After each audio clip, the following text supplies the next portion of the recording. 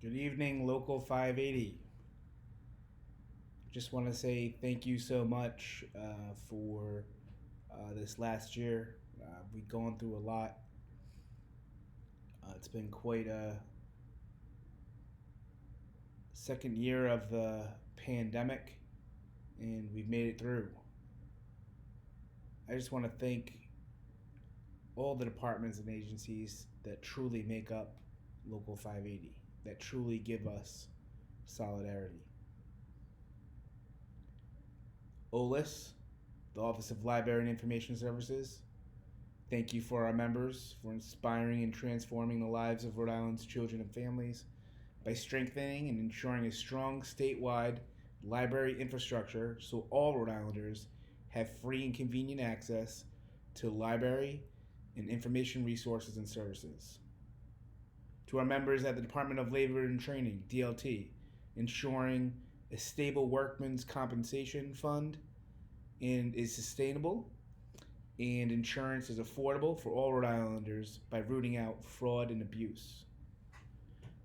Thank you to our members at PUC, the Public Utilities Commission, to our pipeline safety inspectors, to our consumer agents, to our human services business officers, to our information services technicians, to our administrative assistants, to our engineers, to our analysts, and to our investigators.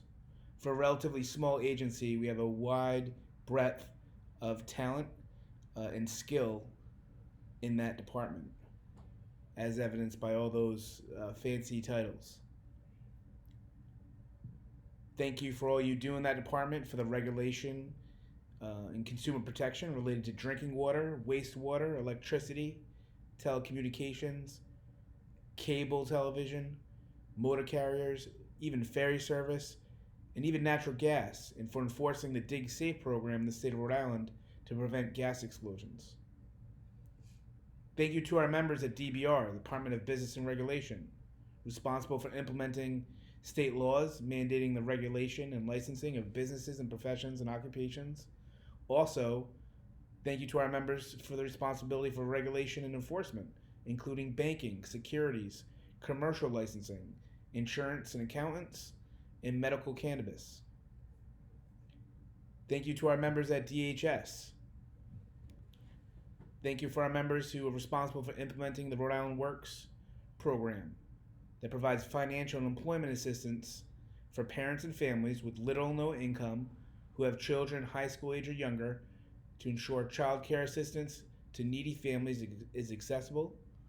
Also to our members that license and monitor child care facilities to ensure the safety and well-being of children in their daycare facilities. Thank you for our members that implement the GPA program, the General Public Assistance Program, which provides time-limited cash assistance to vulnerable adults who have very limited income and resources. Thank you to our DHS members that provide long-term services and supports at LTSS, serving people who have disabilities or chronic care needs in the setting ideal for them and their families. Thank you to our members at DHS who implement the SNAP program to ensure food security for our most needy children and families. Thank you to our Office of Child Support for enhancing the well-being of children by ensuring parents have the assistance in obtaining financial and medical support and making sure that's available to children and their custodial parents through locating parents, establishing paternity, and establishing support obligations and monitoring and enforcing child support payments. Thank you to our members at ORS, the Office of Rehabilitation Services, which administers the Vocational Rehabilitation Program, services for the blind and visually impaired, and the Rhode Island Disability Determination Services, RIDDS. The Vocational Rehabilitation Program assists individuals with disabilities to prep and obtain and maintain competitive employment. We help individuals achieve independence at home and in the community and at the workplace for members of our community who are blind or visually impaired. The DDS unit at ORS operates under the state and federal partnership, making determinations as to the medical eligibility of adults and children and with physical or mental impairments who have applied for Social Security, disability insurance, or supplemental security income benefits. Our members adjudicate initial disability applications, conduct appeals of cases, and conduct ongoing disability reviews. Thank you to our members at DCYF, the Department of Children, Youth, and Families. Our members protect Rhode Island's most vulnerable children by ensuring their safety and well-being, by providing supports and critical services to them and their families, and working towards permanent living arrangements when they can't safely stay at home over the long term. Our members are responsible for the delivery of case management in children's behavioral health services, the licensing and monitoring of foster care and congregate care services, and ensuring youth aging out of the system have support as they transition to adulthood. Thank you to our members at BUDA, the Department of Behavioral Health Care, Developmental Disabilities and Hospitals, from our clinical social workers and psychologists at the state mental health hospitals and forensic hospitals, to our Developmental Disabilities Division tasked with assessing and case managing adults with developmental disabilities, ensuring they get the care and services they need. While all that isn't enough, we have more. We have such a diverse membership, and diversity is our strength. Thank you to EOHHS, the Executive Office of Health and Human Services. Thank you to our members for ensuring Rhode Island's Medicaid program is implemented successfully to leverage federal funding towards a $3.1 billion spending per year on health and human services, 40% of our entire state budget. Your work at EOHHS supports a public finance state administered health and human services model to make it possible for Rhode Island's most vulnerable populations to access much needed services, to fund a system of care to protect the safety of children and their families.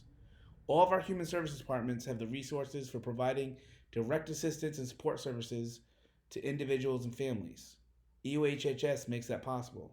Last year, these agencies, all the healthcare agencies that fall under 580 just mentioned before EOHHS, last year these agencies provided direct services to nearly 306,000 Rhode Islanders. And the successful implementation of Rhode Island's medical program is paramount to that being possible. As we go into the new year, I wish your family the most luck in this new year. It's been challenging. Not only have we had the support of each other and having solidarity within Local 580, but thank you to our partners and our family members who support us to make this possible, to make it through the pandemic. Our jobs are not easy. They are not easy at all. But we know how difficult it is, and we know the suffering our family goes through when they experience the stress that we have on the day-to-day the day-to-day job stress that we experience. My hope is that when we come up a year from now, we'll be in a different situation, and our well-being for ourselves and our families will be better. That will be achieved through gaining power within Local 580. We have a legislative session coming up. This is an amazing opportunity and hope that if we can actively engage more, our state senators and our state representatives, we each have one state senator and one state rep, the power of 800 of us all reaching out to our state senators and state representatives over this legislative session, that's over 1,600 legislators that could hear from us. Think about the power we could have to influence our jobs, which in turn will influence our families at home by having better job protection, by having a better quality of life at work, and ultimately will lead to better delivery of services.